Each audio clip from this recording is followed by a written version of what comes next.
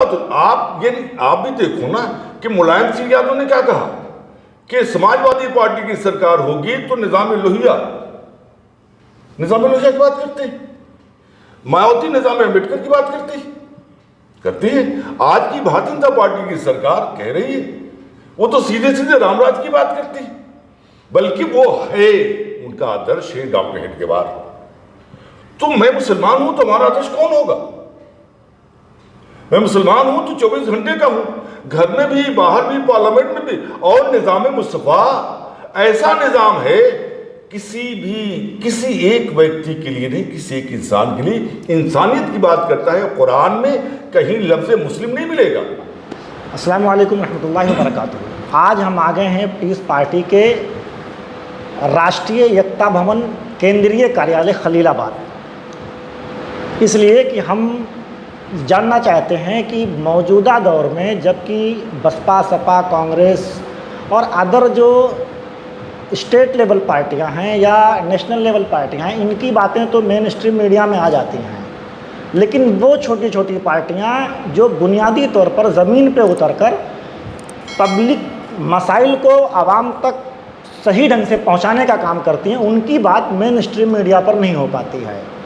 अब ये और बात है कि मेन स्ट्रीम मीडिया पर ये पार्टियां अपनी जगह नहीं बना पाती हैं या मेन स्ट्रीम मीडिया इन्हें जगह देना नहीं चाहता है। सो इस ताल्लुक़ से मेरी ये कोशिश है कि ये पार्टियां जो ज़मीनी सतह पर कौम के लिए, इस मुल्क के लिए बुनियादी मसाइल पर गुफ्तगू करती हैं, इस पर बात की जाए, इनसे बात की जाए, इनकी बातों को आवाम तक पहुंचाई जाए। इस सिलसिले में हम आज बात करेंगे पीस पार्टी के राष्ट्रीय जनरल सेक्रेटरी आली जनाब राशिद उमर मदनी साहब से। मदनी साहब, अस्सलाम वालेकुम।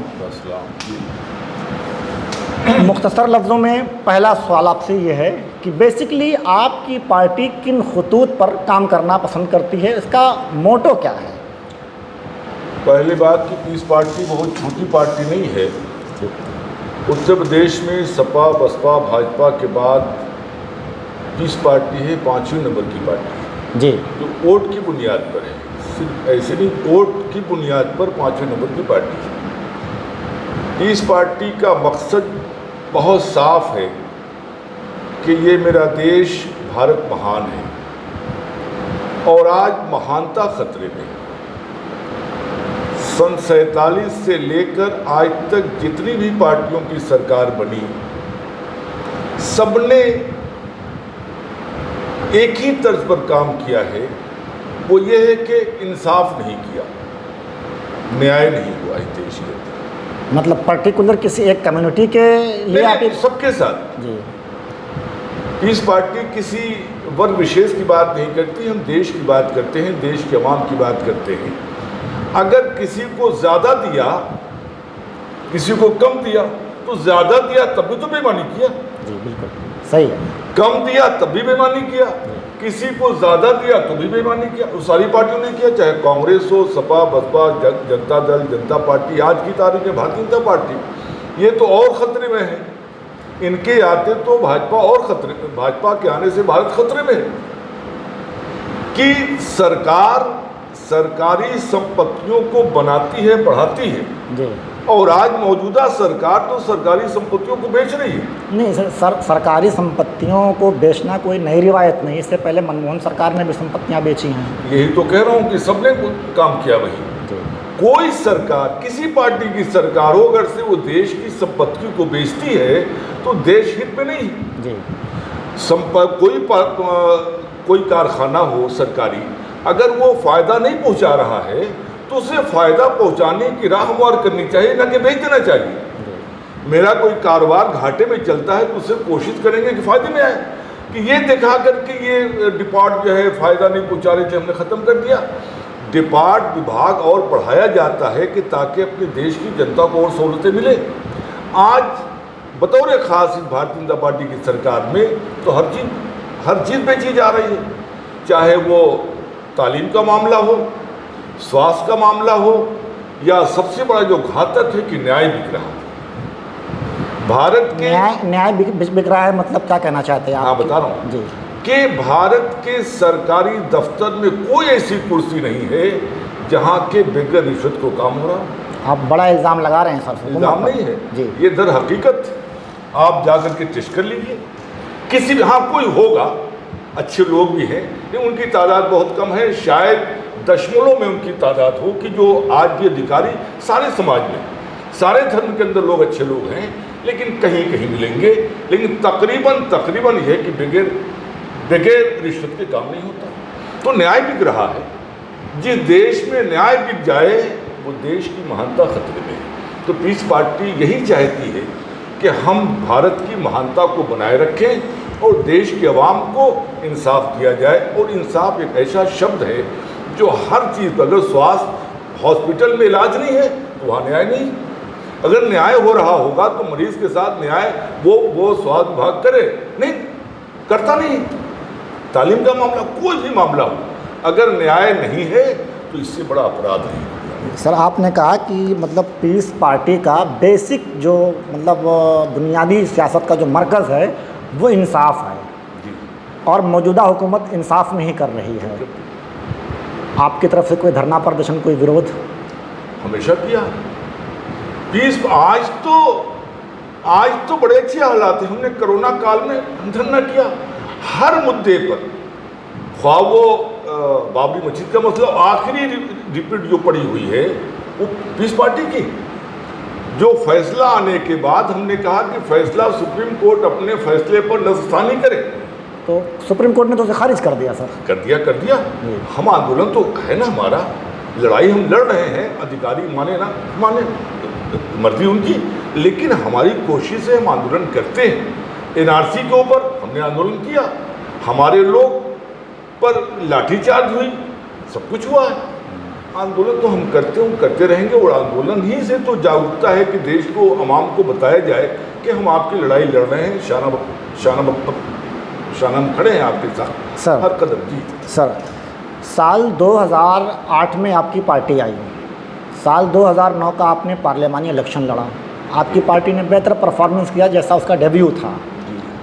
साल 2012 में आप बड़े ज़ोर शोर से आते हैं, आन बान शान से आते हैं और 4 सीटें निकालने के साथ साथ तकरीबन 12 से 13 सीटें या नियर अबाउट कुछ रिपोर्टों के मुताबिक 17 से 18 सीटों पर आप दूसरे या तीसरे नंबर पर रहे। 4 विधायकों के साथ आप साल 2017 तक रहे। अचानक से ऐसा क्या हो गया कि पार्टी के लोग आपसे टूट गए या आप लोग उन्हें संभाल नहीं पाए? नहीं, पार्टी के लोग टूटे नहीं और ऐसा नहीं कि हम संभाल नहीं पाए। हम आज भी खड़े हैं, इस पार्टी खड़ी है और वोट तो घटता बढ़ता है। नहीं, आपका रेगुलर घट रहा है ना सर? देखिए ऐसा नहीं, आज बीजेपी है, कल नहीं थी। बहुजन समाज पार्टी बहुमत की सरकार चलाई, पिछले चुनाव में एक भी सीट नहीं आई। अखिलेश यादव बहुमत की सरकार थी और चुनाव हार गए। तो हम तो अभी 4 विधायक जीते थे। जो लोग सरकार चलाए हैं, बहुमत दिया है जनता ने, उनके हाथ से बहुमत छीन लिया। तो पब्लिक का मूड है, हो सकता है कि जो पब्लिक चाह रही थी उनके उस पर हम खरे ना उतरे हों, इसलिए वोट नहीं दिया। हमारा वोटर से शिकायत नहीं है, वोटर हमें वोट कर रहा है, आज भी किया, कम ज़्यादा किया और हम खड़े हैं, मजबूती से खड़े हैं और इंशाअल्लाह आने वाले वक्त। सर मैं रुकूंगा। जी। साल 2012 में नियर अबाउट 44,000 समथिंग वोट पा करके राष्ट्रीय अध्यक्ष जी विधायक बनते हैं खलीलाबाद से। जी। साल 2017 में 40,000 प्लस वोट मिलते हैं जी। और साल 2022 आते आते वो वोट घट करके 19,300 समथिंग हो जाते हैं। मतलब आपकी पॉपुलरिटी जो है वो कम हो रही है, बढ़ कहाँ रही है?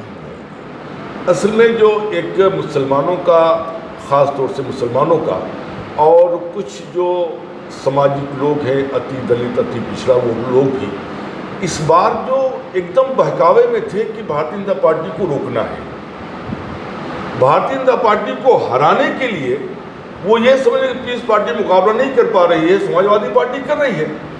तो मुसलमानों ने तकरीबन 90% वोट समाजवादी पार्टी को वोट कर दिया कि बीजेपी को रोकना है। लेकिन वो ये नहीं समझ पाए कि जब 2012 में उन लोगों ने पीस पार्टी को वोट किया था तो भारतीय जनता पार्टी अपने इतिहास में सबसे कम सीट जीती थी और पीस पार्टी भी जीती थी और अखिलेश यादव मुख्यमंत्री भी हुए थे। ये वो नहीं सोच पा रहे, वो ये समझ रहे कि इनको हटा करके हम हरा देंगे, नहीं हरा पाए। जब पीस पार्टी जीती तो सपा की बहुमत की सरकार बनी, पीस पार्टी हारी तो सपा की बहुमत की सरकार चली गई और भारतीय जनता पार्टी सत्ता में आ गई। जब पीस पार्टी मजबूती से लड़ी थी और लोगों ने पीस पार्टी को वोट किया था तो बीजेपी घट के नीचे आ गई। मतलब सर ये कौन सी थ्योरी हुई कि पीस पार्टी हार गई इसलिए सपा हार गई? नहीं, सपा नहीं हारी, पीस पार्टी ने बीजेपी के माहौल को बनने नहीं दिया। तकरीबन हम 250 सीट लड़ रहे थे 2012 में, तो उसमें 55 मुसलमान थे। तकरीबन देश का हर वर्ग हर धर्म के लोग लड़ रहे थे, तो वो कहीं से वैकुंठ नहीं बन पाया जो बीजेपी खेल खेलती है, हिंदू मुसलमान मंदिर मस्जिद गीता कुरान, वो माहौल नहीं बन पाया, तो उनका रेशियो घट के नीचे आ गया। मतलब आप ये कहना चाह रहे हैं कि गैर मुस्लिमों की एक बहुत बड़ी तादाद आपके साथ जुड़ी रही, इसलिए बीजेपी का जो पोलराइजेशन का गेम था वो हो नहीं पाया। हाँ, ये है, तो ये है, यही फैक्ट है, यही फैक्ट है। लेकिन इस बार जो उन्होंने गेम खेला तो उसमें दूसरे को हम क्या कहें, अपने लोग फंस गए कि नहीं अखिलेश यादव हरा देगा। अखिलेश यादव जो माननीय मुख्यमंत्री थे, बहुमत की सरकार, वो सरकार नहीं बचा पाए, तो जब उस सत्ता में रह करके सत्ता में दोबारा वापसी नहीं कर पाए, सर अभी आप सत्ता में बाहर आने के बाद भाजपा को सर अभी आपने कहा कि गैर तो गैर अपने भी इस झांसे में आ गए, मतलब अपने अपनों से मुराद कौन है? जो बेसिकली जो उस वक्त जो वोट किया था हमें, जो आप पूछना चाहते हैं वो बात नहीं है ना। सारे समाज ने पीस पार्टी को लब्बैक किया था, डॉक्टर यूब साहब को अपना नेता माना था, मैं उनको कह रहा हूँ, उनमें सारे लोग तकरीबन हटे। चलिए खैर, अभी रिसेंटली आपके राष्ट्रीय अध्यक्ष जी डॉक्टर अयूब साहब का एक बयान आया कि पार्टी पूरी दमदारी के साथ वो नगरीय पंचायत का चुनाव लड़ेगी जी। क्या तैयारी है आपकी? आप तैयारी देख लो कि अभी हमने बलरामपुर में रैली किया, शानदार सफलता। अभी देवरिया में किया, जबकि सुबह से शाम तक बारिश हो रही थी, बारिश में आवाम निकली, वोटर हमारा मतदाता बारिश में निकला, पूरा दिन खड़ा था। तो ये दिख रहा है एक अच्छा रुझान है कि आने वाले कल में अच्छा प्रदर्शन होगा। सर आपने कहा कि लोग बारिश में आए और ये एक अच्छा रुझान है, लेकिन देखिए मैं जो है सिद्धार्थनगर से बिलोंग करता हूँ। शोहरतगढ़ डुमरियागंज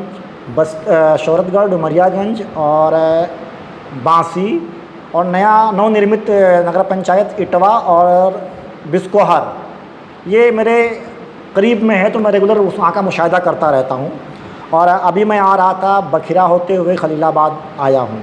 मैंने देखा कि सपा बसपा यहाँ तक कि कांग्रेस के टिकट के भी दावेदार लोगों के पोस्टर होर्डिंग बैनर्स लगे हुए हैं, लेकिन एक इकलौता पोस्टर होर्डिंग बैनर मुझे पीस पार्टी के दावेदारी का नहीं मिला। और आप कह रहे हैं कि मतलब माहौल आप देखिएगा इंशाल्लाह। अभी हम अगले महीने इंशाल्लाह सिद्धार्थनगर में एक बड़ी रैली होगी, देखिएगा। नहीं, रैली होगी वो तो ठीक है सर, लेकिन जैसे एक प्रदर्शन होता है, मतलब लोग शक्ति प्रदर्शन करते हैं पोस्टर होर्डिंग बैनर के थ्रू, जब आपके लोग आपसे जुड़े हुए होते हैं तो वो टिकट की मारामारी होती है, तो उसमें हर शख्स इस कोशिश में होता है कि हम ज़्यादा से ज़्यादा पार्टी का प्रचार प्रसार करें ताकि पार्टी हमें जो है वरीयता दे टिकट देने में। ऐसी कोई होड़ नहीं है आपकी पार्टी में? खूब होड़ है, वो आपको नहीं है, वो टिकट मांगने हमारे पास आएंगे, आपके पास नहीं आएंगे। नहीं, मेरे पास नहीं आएंगे सर, ये आप सही कह रहे हो, लेकिन कम से कम एक प्रचार प्रसार होता है, एक मतलब एक ब्रांडिंग होती है ना सर। देखिए क्या है कि जो लोगों ने लगाया है, कहीं उन्हें टिकट का ऐलान तो है नहीं। वो ठीक है, लगाने दावेदारी तो होती है ना, दावेदारी कर रहे हैं ना, टिकट का ऐलान तो नहीं है। तो मैं बेला वजह अपने साथियों का पैसा खर्च नहीं चाहते हैं कि आप अपना होल्डिंग लगा करके पैसा खर्च करो। एक उम्मीदवार होगा और दमदारी से उतरेगा इंशाल्लाह, और हम सीटें जीतेंगे, और इटवा तो हम जीतने जा रहे हैं इंशाल्लाह। अभी मैं गया था सर इटवा में, इटवा हम जीतने जा रहे हैं। मैं सर गया था इटवा का पहला अध्यक्ष इंशाल्लाह पीस पार्टी का होगा। सर मैं अभी गया था इटवा हाल ही में 4-5 रोज़ पहले। मैंने सुना कि वहाँ आपका कोई टिकट लेने को तैयार नहीं है। जब तो मैं कह रहा हूँ कि टिकट आपसे नहीं मांगेंगे ना, हमसे मांगेंगे ना। मुझे पता है, पब्लिक के रुझान बता रहा हूँ। पब्लिक का रुझान है।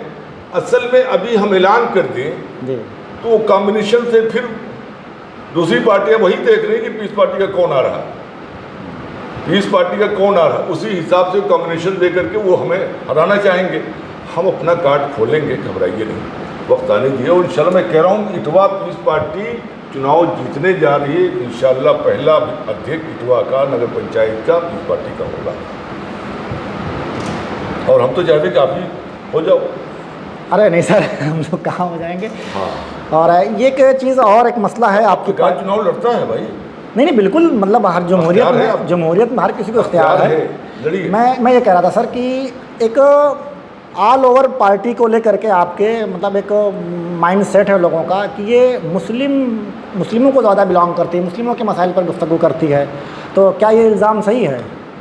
ये तो सवाल अखिलेश यादव से करना चाहिए था कि अखिलेश यादव की सरकार बनी तो उनका कहाँ था। अभी तो हम सरकार में नहीं है, सत्ता में नहीं, क्या देख लिया आपने हमारा?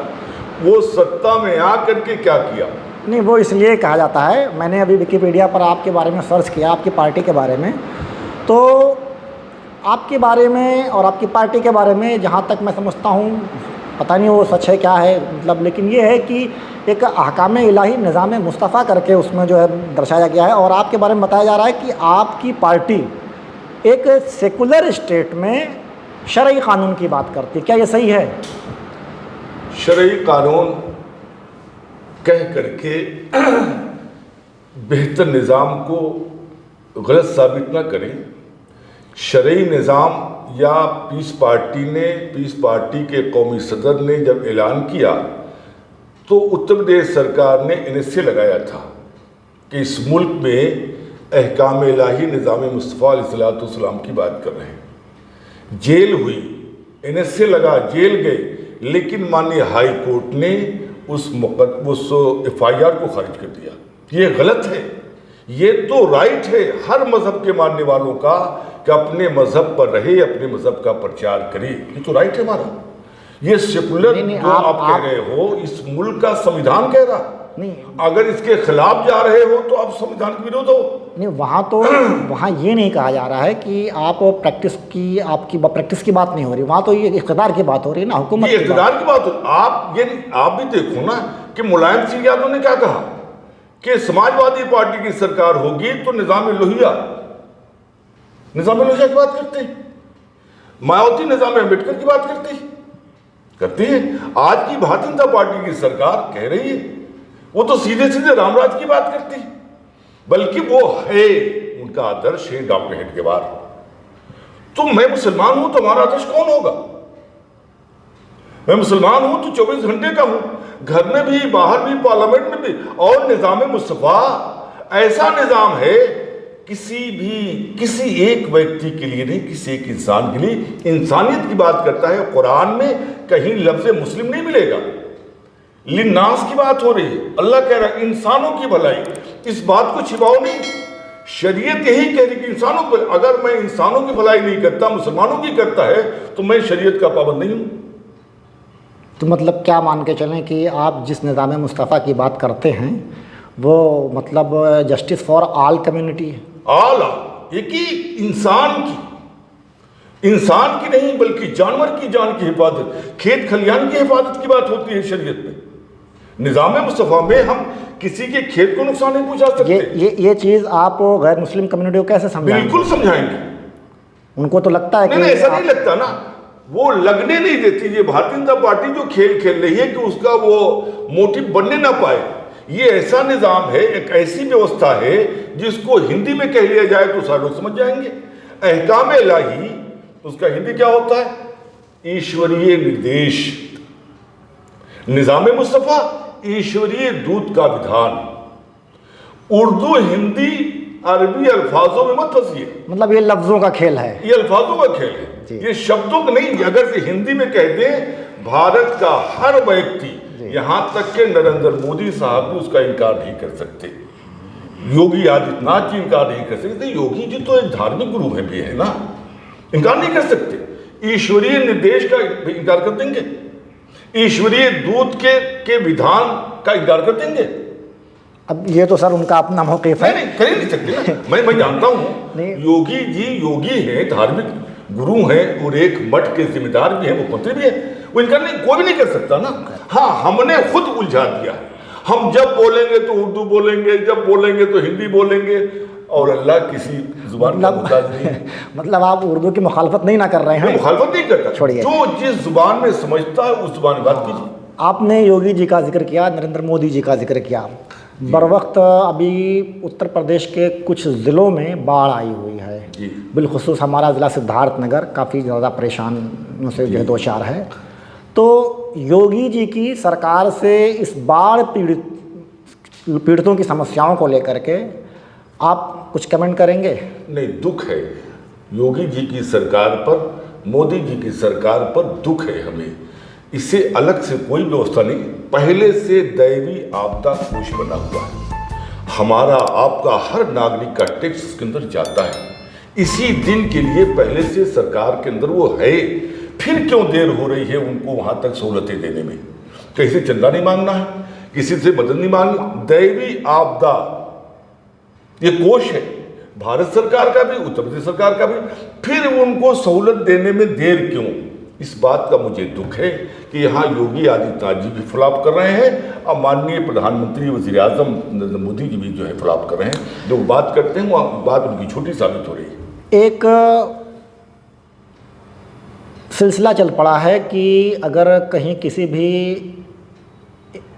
गैर कानूनी काम में या किसी भी अनलॉफुल एक्टिविटीज़ के मतलब दायरे में अगर कोई मुस्लिम आता है तो उसके घरों को मिसमार कर दिया जाता है, बुलडोज़र चला दिया जाता है। तो ये बुलडोज़र पॉलिटिक्स पर आप कुछ बोलेंगे? ये जुल्म है, ये जुल्म है सरकार का। सरकार को ये राइट नहीं है। ये अदालत का मामला है, अदालत का क्या फैसला करती है?